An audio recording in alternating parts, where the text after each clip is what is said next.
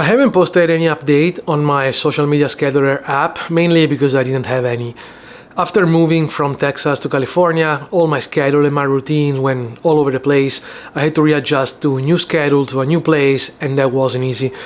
My wife also started working, so that threw off all our schedule and our routines once again, so I didn't find any way to readjust quickly. But maybe the real reason why I started slowing down on this project was lack of motivation. In fact, I fell in one of the traps that we put ourselves in when we start any new project, and it happens very often. In my case, that was over-engineering everything. I started this project with the idea of teaching myself something new, and I ended up basically overcomplicating things for no reason. In fact, I would create problems where they didn't even exist just to prove myself that I could come up with a brilliant solution or that I had the skills to solve those problems. But I ended up spending a lot of time basically in this rabbit hole, and that didn't bring me anywhere. So if I am here to teach myself something, one of the things I have to learn is also making smarter decisions. And one is make things leaner. And because if you never deliver anything, yeah, you have maybe learned something in the process, but the lack of delivering something concrete ends up busting your motivation. Also, if I'm here to learn, once again, I'm here to learn something new. And in this context, learning to use AI tools is something that I feel I need. I've basically used AI to generate all the backend code, but I will start making much more usage on the front-end side as well. And in particular, I will start with Codex. Codex has been integrated in Xcode 26.3 in the release candidate version weeks ago. So I will download that and I will start integrating that into my workflow. I think that setup is very neat because now you have the Codex interface basically integrated into Xcode, and that will be much easier, at least for me. I'm a visual person, so having the window with where I write all the prompts right at the side of the window where I see SwiftUI previews is very convenient. So I've already downloaded Xcode Beta 26.3. I've already set it up, so I will start coding. Let's dive right in. So this is my setup. As I said before, this is Xcode 26.3, which integrates Codex right in the IDE. This is where I give all the prompts. So all these files have been generated. I wrote 0 line of codes, and this is what I've gotten so far. Yesterday I've been able to code this in 4 or 5 hours. So there is the entire authentication flow, which is the login page, forgot password, and sign up screen. And I've also integrated the login or sign up with Gmail. I'll probably add Apple and Facebook as well. Let's try Gmail.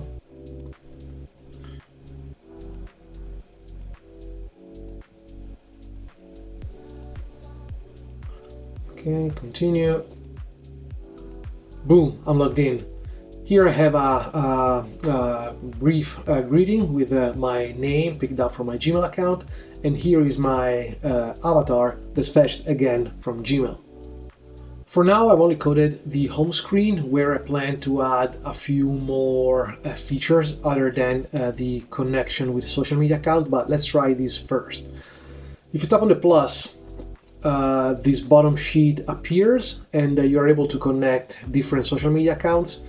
The list will probably expand a little bit. For now, these are disabled because I've not integrated yet. The only one that's working for now is Instagram. So let's try connecting Instagram. Here it redirects you to the Instagram login to grant access and permissions. So I'm already logged in, otherwise you would have to log in with your Instagram credentials. Once you do, it requests you to grant permissions to my app to post on your behalf. You tap allow, opening queue up, you go back, and if everything goes well, you see a toast here and then the Instagram button appears here. This means that Instagram account is connected. Now I'm trying to do the same, adding YouTube. So planning the work now. Let's see if we can get it done. I've already added all the necessary configuration in the Google Cloud Console. All the permissions, requests, and all that stuff has already been configured, so we should be good to go in that sense. Let's see if we can get it running on the iOS side as well.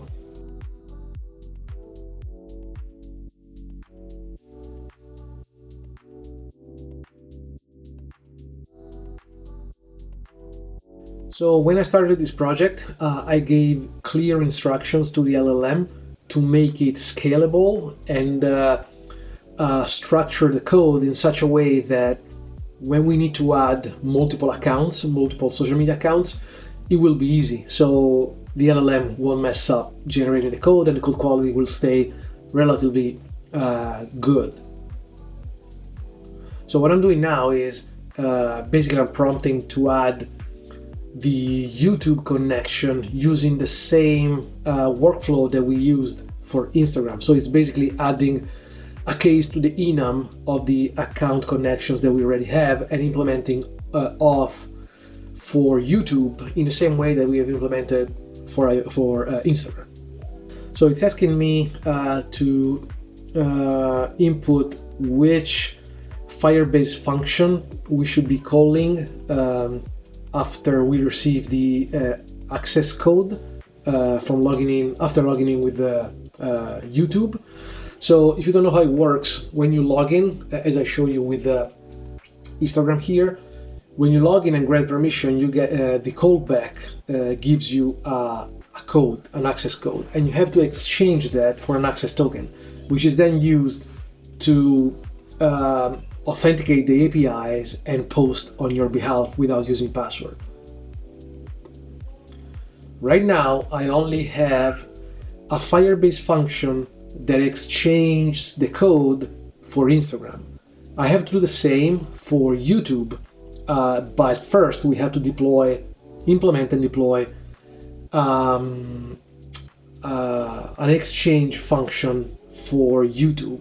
I think the code is going to be pretty much the same because the mechanisms are always the same, but we'll have the LLM do it. So we'll switch to Visual Studio Code, and this is the project where I have all the Firebase functions that I've implemented so far in TypeScript, and they will be deployed on Firebase. So now we have to instruct Codex to generate a Firebase function to be deployed, and then we can use it on the iOS app. Let's get started.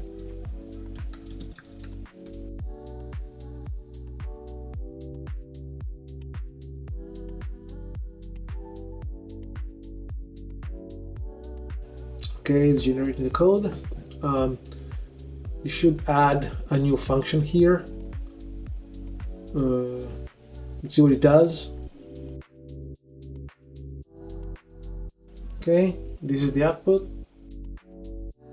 Okay, seems like I need to add YouTube client ID, client secret, and redirect URI. Let's do it now. Okay, seems like I need to add another function to basically redirect the URI callback from YouTube authorization as I did for Instagram. So the first thing I'm gonna ask is to create a Firebase function that basically copies this and duplicates for YouTube instead of Instagram.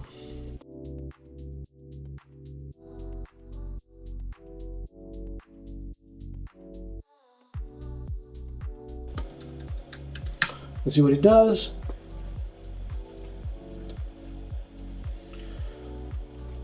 So once this function is created, that should expose a Firebase function with a callback URI that we will add to the auth URL. This is a very complex process, And if you're not familiar with that, I suggest you to read through the documentation of the authentication process mechanism, which is pretty hard to understand and to implement, but once you get a good handle of it, it becomes like, I don't want to say second nature, but it becomes easier. So let's see what he did. Yes, he created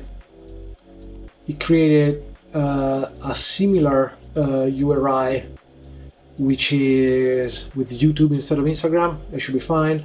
And then this logic here should be the same as here. It's basically exchanging the token. Excuse me. It's basically exchanging the code that we get from the auth screen for a long-lived access token. And there's only one way to know if this works, and it is by trying. So we need to deploy first. Firebase deploy. So it's building. YouTube URI redirect is here, and exchange token is here.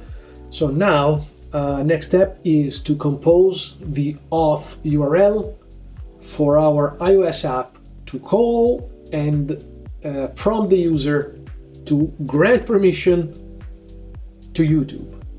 It sounds very hard, and it is, and now we're gonna do it. I think I'm gonna ask Codex here to generate the auth URL for me.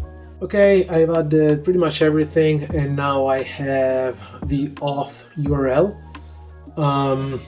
So now it's just a matter of going back to Xcode and implement everything in here. Let's do that.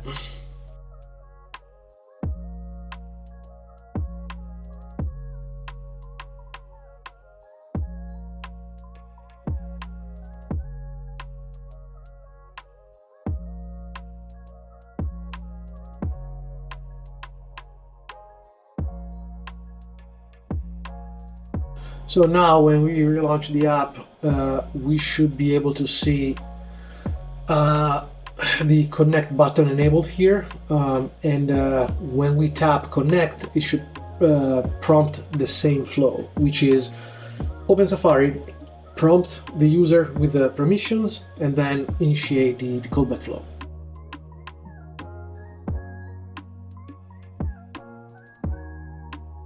It assumed that I named the exchange function with the same signature, which I did. Now we just need to make sure that the LLM enabled this button here.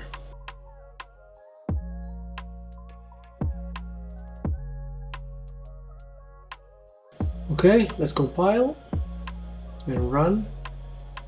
Okay, here we are. Let's see. So the button is enabled. Let's see if it triggers the prompt correctly.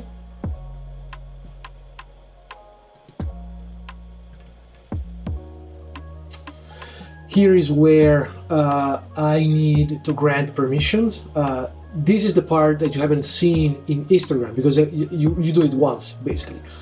So you have to grant permissions for my app to manage your YouTube videos and upload and stuff. So here I'm granting everything. Continue.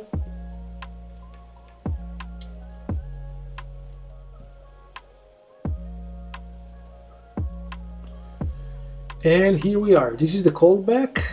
Provider ID should be YouTube. Yeah.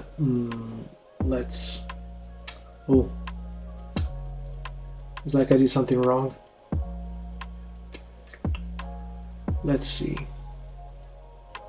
I got the callback with the YouTube code. So let's see in Firebase if it has been added. I should be able to go to Firestore database, and here there should be two. No, there's only one. there's only one. This means that the Firebase exchange token function is not called. I'll need to investigate that. And I just found the problem. So I pasted the log. I intercepted the failure in the URI callback. So basically, when my iOS app was calling the Firebase function to exchange the code for the token, it was failing. So debugging, I found out why, and that's I pasted the log here, and Codex told me the iOS app is fine. There was like a missing YouTube off configuration, and that made me quickly realize that when I added all my info in the environment file for my Firebase functions, I added the client secret, but I forgot to deploy. So I just did, and now let's try again. Let's connect YouTube.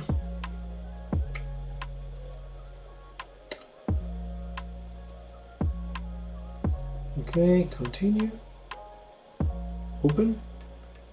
And now, exactly, I'm getting here. I'm hitting the breakpoint in the success, not in the catch. So this means that we got a successful callback. This is the token. This is the expiration date of the token. We don't really need to store this anywhere, but now we should see, yeah, the success toast and the YouTube icon displaying there. Yes. This means that it took me probably 30-40 minutes to implement all of these, thanks to Codex, thanks to AI, and a little bit of knowledge by my side as well. But this is the power of being able to use AI tools and having like good knowledge to leverage. As always, I hope that you got some value out of this video. I promise that I will keep up a little better than I've done so far. I will post more regularly, and I will give more updates. Also, let me know if there is any feature that you would like to see in this app. Meanwhile, see you in the next video.